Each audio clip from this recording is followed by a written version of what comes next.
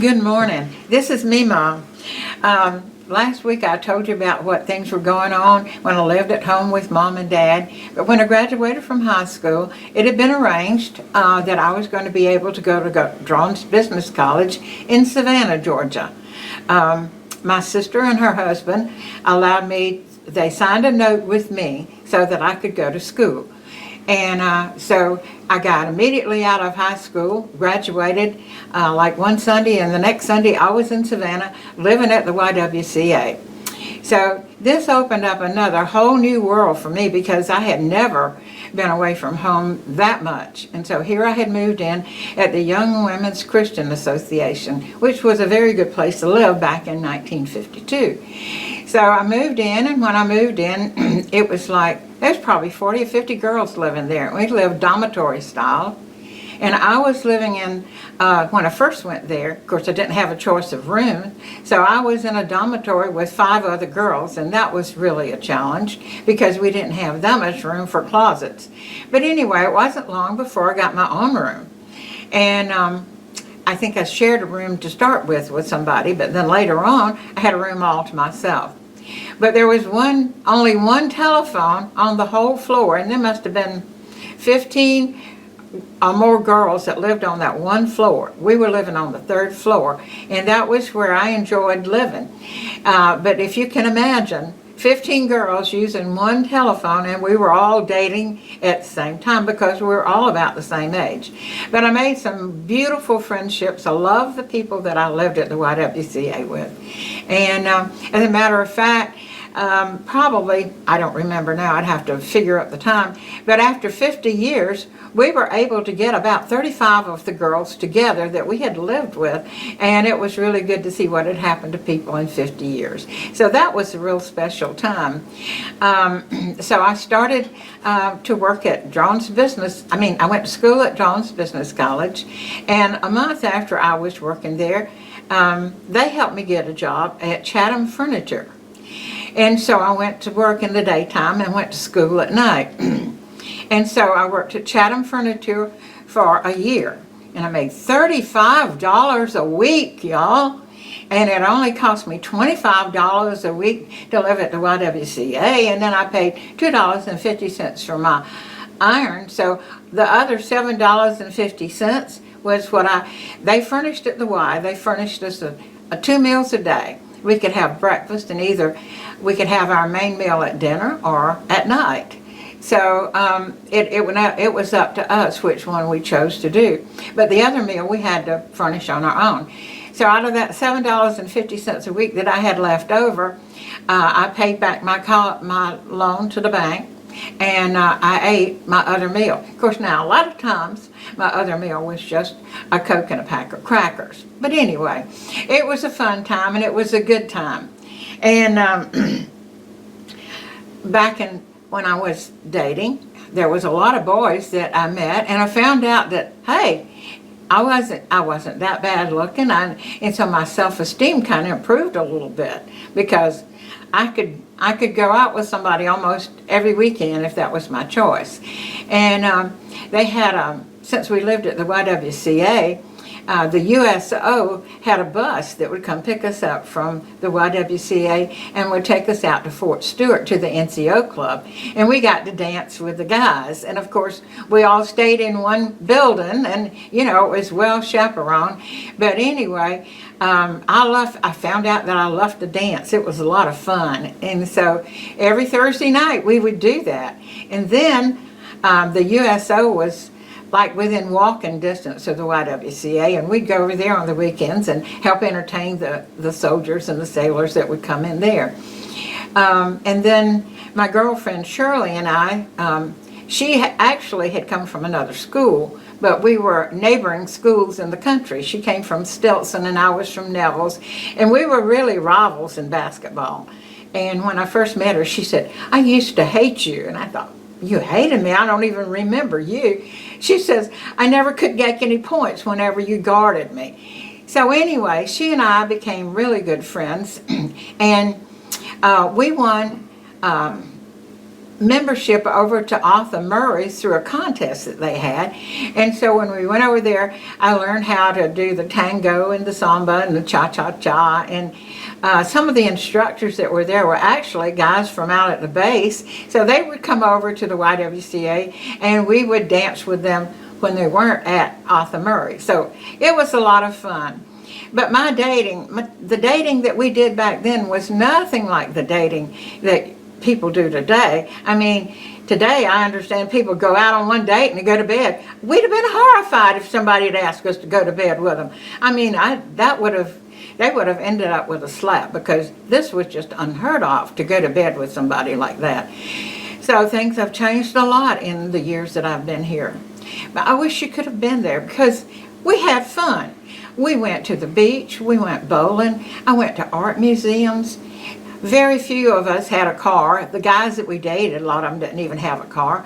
But we lived so close to downtown, we could walk to the movies, we could walk to the art museum. We went to Telfair Art Museum, and the bowling alley was a little bit further, so we didn't get to go bowling that much. But we'd go for walks in the park, you know. They had ships that came into Arbor, and we could go out on a boat ride. I didn't do that very many times, because when I first went there, if you were a student, you had to be in at 10 o'clock at night. Now, you could stay out till 11 on the weekends if you were going to school. But once I quit going to school, I could stay out till 11, and then on the weekends I could stay out till 1. So we went on a boat ride one night, and curfew was going to be called before I got there.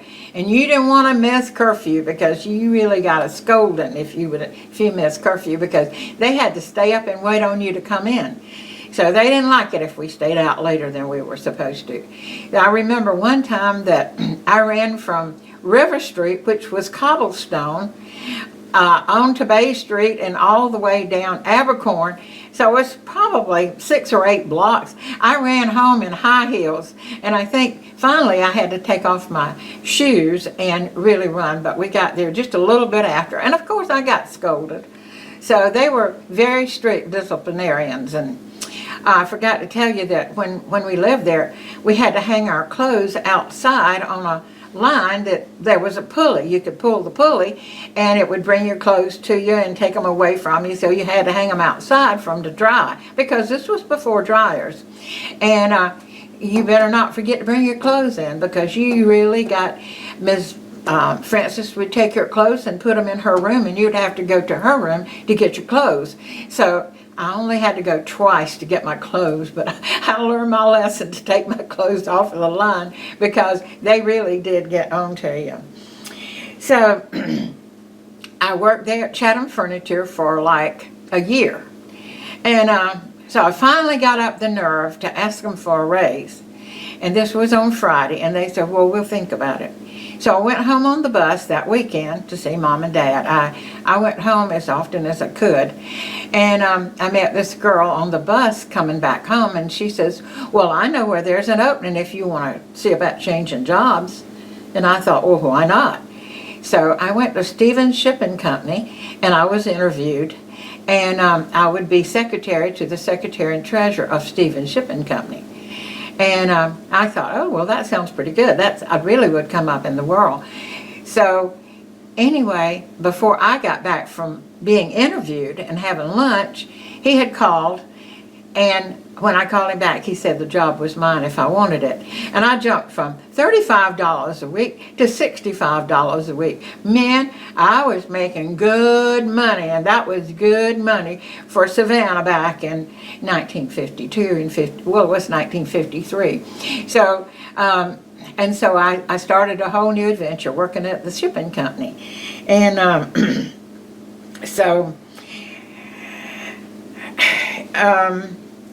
I enjoyed all my single years. I didn't really ever get serious with anybody. There was one boy that I dated more than the others, and he was going to go off on TDY. And so he asked me, said, what would you think if I asked you to marry me? And then he started telling me about that he lived in New York and that I could live in an apartment building with his mom and his sister while he was going overseas, and that I could work in the sewing factory. And the more he talked, the more this little country gal said, man, I don't think so. I mean, I like wide open spaces. I like fresh air. I like being outside, and to live in an apartment building. And so, needless to say, that romance fizzled out in a hurry. So, but there was no shortage of young men for me to have camaraderie with and go to the movies and do the social things that I like to do.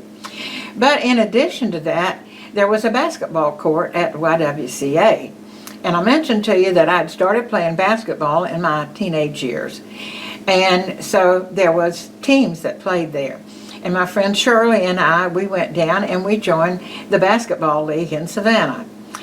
And so for, I would say, 6 or 7 years, I played basketball on the City League in Savannah, Georgia. And I played with Crystal Cleaners. That was our sponsor. And we were really good. And I was always a guard. And this is when you played people on 2 courts. You only played half court. And us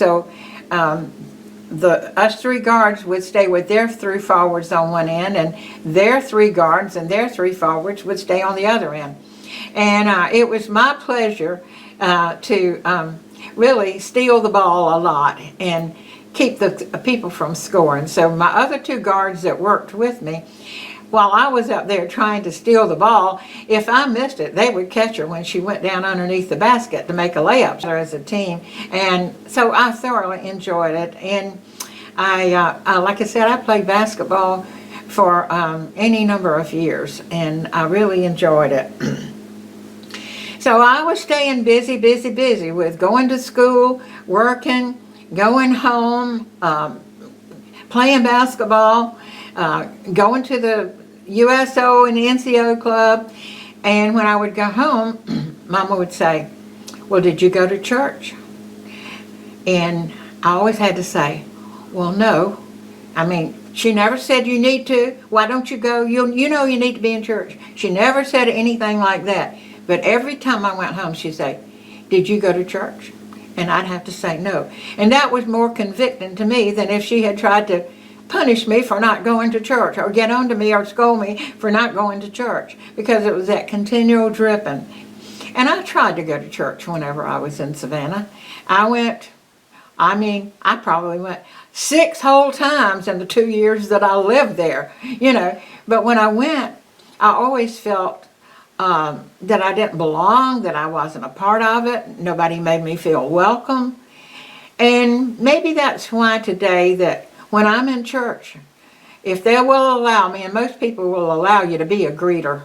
So that's what I like to do. I like to meet people at the door and tell them, good morning, how are you? We're so glad you're here. Can I do anything for you? Because this is our Father's house. And whenever anybody would come to my earthly Father's house, they were always made to feel welcome. And I think that when you go to the Lord's house, you need to make people feel welcome in the Lord's house. Back in those days, when I grew up saying my bedtime prayers, I don't remember who taught them to me. It was just a routine. It was something that I did. It was something that I was taught to do. It was habit. And so I would always say my bedtime prayers, even though I wasn't going to church. But my mom and dad, they taught me so many wonderful moral principles. And one day I was reading in Proverbs, and it says, it's Proverbs 1, 8 and 9.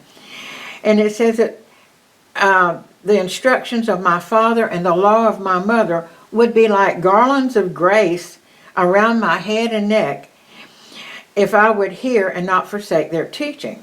So you can't get anything closer to you than a garland around your neck. I mean, so it's always there. And, you know, if you've got it in your hair, it's right there. It's always a constant reminder. So even though I wasn't in church, the teachings of my mom and my dad, they weren't very far from me. And my mother always told me, said, I may not can go everywhere you can go, but Jesus goes everywhere you go. He sees everything you're doing. And there was a secular song back at that time. It was called The Gray Speckled Bird. And in the chorus it said, there's an all-seeing eye watching you, watching you, watching you, watching everything you do. And so I knew that even though Mama didn't know what I was doing, that God knew what I was doing. And the teachings that I had received from my mom and dad kept me safe and kept me protected all that time. So another song that was held over from my childhood that I sang with such gusto, they even actually said something about me singing so loud in church. But I mean, I really liked it. It was Trust and Obey, for there's no other way to be happy in Jesus but to trust and obey. And that is so true. That's really the whole gospel in a nutshell. This is what we have to do to please God. Become like a little child. All they do is trust God and obey. I mean, all they do is trust their parents and obey what their parents said. And that's what God calls us to do, is to just trust His Word and obey Him and do what He says. So this is a good song. I think it ought to be mandatory. Everybody learn it and put it to memory because it is so true. So I hope this gives you some idea of my years as a single young woman living in Savannah in 1952 and 1953 and 4. So next week, next program, I'm going to introduce you to my lifelong 54-year traveling companion. So hope to see you. Listen, like, comment, share, and subscribe. It doesn't cost anything.